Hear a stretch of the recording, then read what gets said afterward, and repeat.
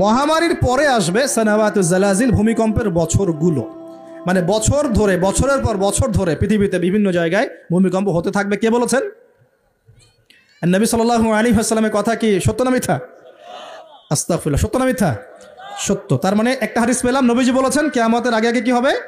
ভূমিকম্পের বছরগুলো আসবে। ভূমিকম্প আসবে না, ভূমিকম্পের বছরগুলো আসবে। একটা হাদিস মাথায় নেন। 2 নাম্বার, নবীজি বলছেন কিয়ামতের 10টা আলামত আছে। কয়টা? 10টা। তার মধ্যে 1 নাম্বার আলামত হচ্ছে দাজ্জাল। কি নাম? দাজ্জাল। আচ্ছা, ওইদিকে আলোচনা নিচ্ছি না আজকে। 2 নাম্বার হচ্ছে ইয়াজুজ আর মাজুজ, এটাও অন্য লেকচারে শুনে নিন। 3 নাম্বার ঈসা আলাইহিস সালামের আগমন। 4 নাম্বার দাব্বাতুল আরদ, জমিন থেকে প্রাণী বের হবে। 5 নাম্বার ইয়েমেন থেকে আগুন বের হবে। ইয়েমেন থেকে আগুন বের হবে। 6 নাম্বার দুখান, ধোঁয়া, ধোঁয়া দিয়ে পৃথিবী ছেয়ে যাবে। 7 নাম্বার, 8 নাম্বার, 9 নাম্বার, এগুলো হচ্ছে 3টা বড় বড় ভূমিকম্প, ভূমিধস, যেটা হবে একটা পৃথিবীর পূর্বে, একটা পশ্চিমে, একটা মাঝখানে। পৃথিবীর পূর্বে মানে এই পুরো আমাদের সাবকন্টিনেন্ট সহ পুরো পূর্ব দিক, একদম ইন্দোনেশিয়া, মালয়েশিয়া, সব জায়গা পূর্ব দিক। পশ্চিম মানে পুরো পশ্চিমা সভ্যতা। আর মাঝখান মানে এই জাজিরাতুল আরবিয়া, মাঝখান। এই 3টা ভূমিকম্প হবে পৃথিবীতে, এখনো আসা বাকি আছে। বড় বড়, এগুলোতে ভূমি কাঁপবে না, ভূমি ধসে যাবে। কি হবে? নবীর কথা কি ভুল হবে? আর শেষটা হচ্ছে এই পূর্ব দিক থেকে, পশ্চিম দিক থেকে সূর্য উদিত হবে এবং মানুষের তওবার দরজা বন্ধ হয়ে যাবে। তওবা করে লাভ নাই। এই 10টা বড় বড় মধ্যে 3টা পেয়েছেন ভূমিকম্প। তাহলে পেলাম যে ভূমিকম্পের বছরগুলো আসবে। আরও পেলাম কি বড় বড় 3টা হবে, পূর্বে একটা, পশ্চিমে একটা, মাঝখানে একটা। আর কোন পাপের কারণে হবে সেটা কিন্তু অন্য আয়াতগুলোতে আমরা দেখলাম। আচ্ছা, সামনে আসেন। আবার নবীজি বলছেন দাজ্জাল যখন মানুষের রূপে বের হবে তখন সে সব জায়গায় বিচরণ করতে পারবে, কিন্তু মক্কা মদিনায় ঢুকতে পারবে না। ঠিক আছে? তো সলফে সালাহিন তারা বলছেন যে দাজ্জাল সব জায়গায় ভ্রমণ করবে, এটা এও ব্যাখ্যা হতে পারে যে সে নিজে সব জায়গায় যাবে না, বরং তার অনুসারীরা বিভিন্ন জায়গায় আধিপত্য বিস্তার করবে। এ ব্যাখ্যা যৌক্তিক তো? যৌক্তিক ব্যাখ্যা। এরপরে যখন সে মদিনায় ঢুকতে পারবে না, দেখবে যে এখানে ফেরেশতারা একদম খোলা তরবারি হাতে দাঁড়ায় আছে, ঢুকতে পারবে না। তখন সে মদিনার কাছাকাছি একটা জায়গায় বসতি গাড়বে, গেড়ে তার অনুসারীদেরকে আহ্বান করবে। কিভাবে? সে, আল্লাহ পাক তো তাকে কিছু ক্ষমতা দিবেন পরীক্ষা করার জন্য। সে 3 বার ভূমিতে আঘাত করবে, এতে করে ভূমি কেঁপে উঠবে এবং এই ভূমিকম্পে মদিনা থেকে যত মোনাফেক টাইপের যত মানুষ আছে সব দৌড় দিয়ে দাজ্জালের দলে যোগ দিবে। তার মানে ওই সময়ে ভূমিকম্প আসবে। আর কি?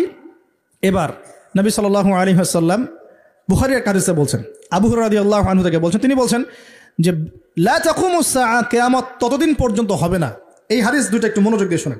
কিয়ামত ততদিন পর্যন্ত হবে না যতদিন পর্যন্ত না ইউকবাদুল ইলম, জ্ঞানটাকে উঠিয়ে নেওয়া হয়। জ্ঞান কি হয়? উঠিয়ে নেওয়া হয়। নবী আরো বলছেন ইউকবাদুল ইলম ওয়া তাকসুরু জালাজিল, এবং বেশি বেশি ভূমিকম্প না হচ্ছে। 2 নম্বর কি? বেশি বেশি ভূমিকম্প না হচ্ছে। ওয়া ইয়াতাকারাবুজ জামান, এবং সময় কাছাকাছি চলে না আসছে। এই জায়গায় আমি একটু স্টাডি করতে গিয়ে একটা অদ্ভুত জিনিস দেখলাম, যে একটা রিসার্চ বলছে, সায়েন্সের রিসার্চ বলছে যে প্রতিটা ভূমিকম্পে পৃথিবীর গতির মধ্যে একটা পরিবর্তন হয়। প্রতিটা ভূমিকম্পে পৃথিবীর গতির মধ্যে একটু একটু পরিবর্তন হয় এবং সময় সংক্ষিপ্ত হয়ে আসে। সময় কি হয়? সংক্ষিপ্ত হয়ে আসে। পৃথিবীর ভিতরে আছে, নিচে আছে কিন্তু আগুন, কি আছে? আগুনের স্তর আছে। একদম নিচে একটা ইনার কোর মানে একটা জায়গা আছে, ইনার কোর বলে। এখন সাম্প্রতিক গবেষণা বলছে যে ইনার কোর আগে যেদিকে ঘুরতো এখন তার বিপরীত দিকে ঘোরা শুরু করেছে। আল্লাহু আকবার। তাহলে এগুলো মিলে যাচ্ছে না? ভূমিকম্পের সাথে পৃথিবীর ঘূর্ণন সম্পৃক্ত এবং জামান, সময়টাও সম্পৃক্ত। তো নবী যেটাই বলছেন যে ওয়া তাকসুরু জালাজিল, বেশি বেশি ভূমিকম্প হবে, ওয়া ইয়াতাকারাবু জামান, এবং সময় কাছাকাছি চলে আসবে। অন্য হাদিসে আসছে বছর যাবে মাসের মতো, মাস যাবে সপ্তাহের মতো, সপ্তাহ যাবে দিনের মতো। তিনি আরও বলছেন ওয়ায়ুজহারুল ফিতান, এবং সমস্ত রকম ফিতনা ফাসাদ দেখা যাবে, দেখা যাচ্ছে না? এবং ওয়াল হারাজ, এবং বেশি বেশি হত্যাকাণ্ড হবে।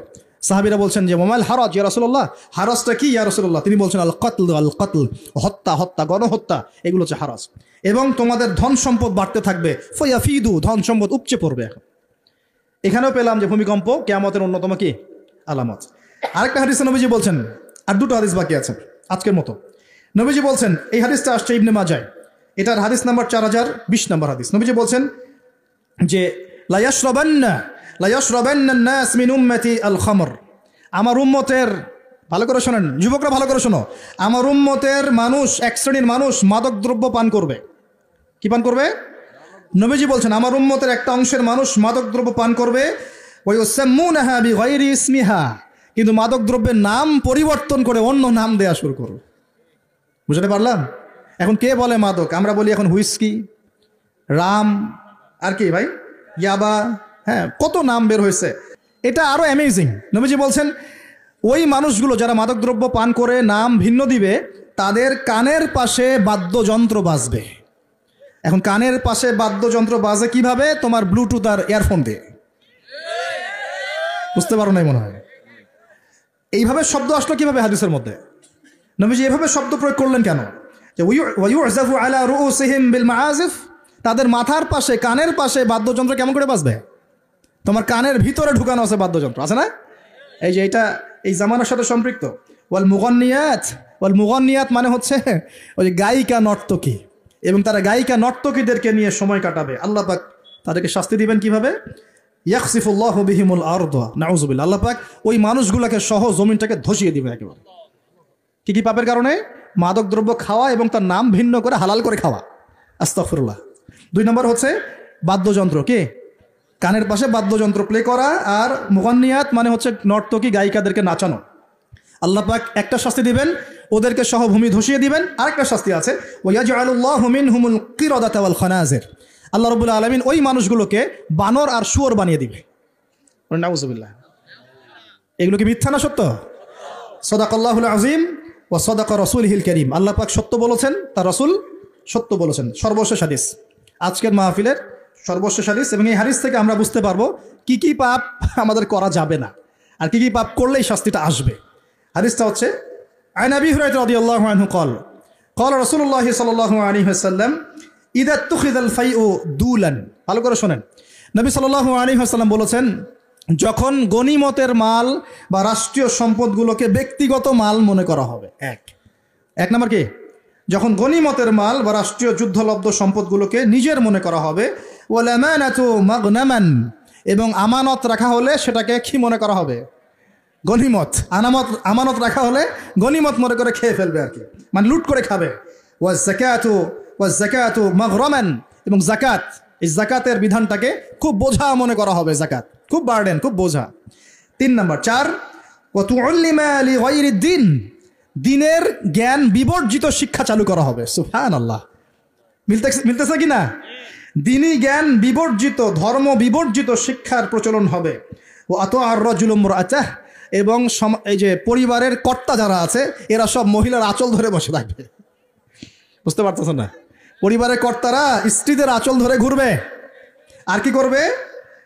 ওয়াক্কা উম্মাহ, এবং তার মায়ের অবাধ্য হবে। মানে মায়ের চাইতে বউকে বেশি প্রাধান্য দিবে, বউয়ের আঁচল ধরে ঘুরবে। আর নবীজি বলছেন ওয়াল আদনা সাদিকাহ, বন্ধু বান্ধবকে খুব কাছে টেনে নিবে।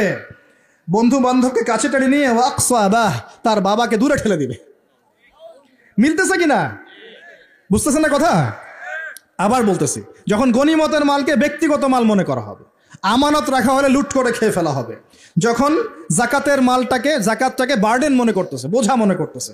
যখন ধর্ম বিবর্জিত শিক্ষা চালু হচ্ছে, যখন একজন ব্যক্তি তার মাকে কষ্ট দিয়ে মায়ের চাইতে বেশি স্ত্রীকে প্রাধান্য দিচ্ছে, তার আঁচল ধরে ঝুলছে।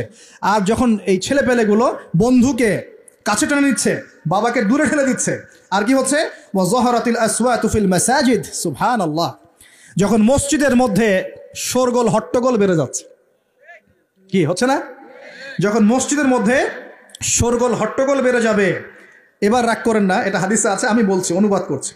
ওয়াসাদা কবিলাতা ফাসিকুহুম, এবং কোন কোন কবিলা মানে গোত্র বা সমাজের নেতৃত্ব দিবে ওদের মধ্যে সবচেয়ে ফাসিক ব্যক্তি, সবচেয়ে পাপাচারী ব্যক্তি। এটা নবীজি বলছেন। আরো তিনি বলছেন ওয়া কানা যাঈমুল কওমি আরযালাহুম, এবং সমাজের সবচেয়ে নিম্ন শ্রেণীর মানুষকে সমাজের কর্ণধার করা হবে। তিনি আরো বলছেন ওয়াকরিমার রাজুলু মাখাফাতা শাররিহ, কোন মানুষকে সম্মান করা হবে তার ভয়ে। কিসে?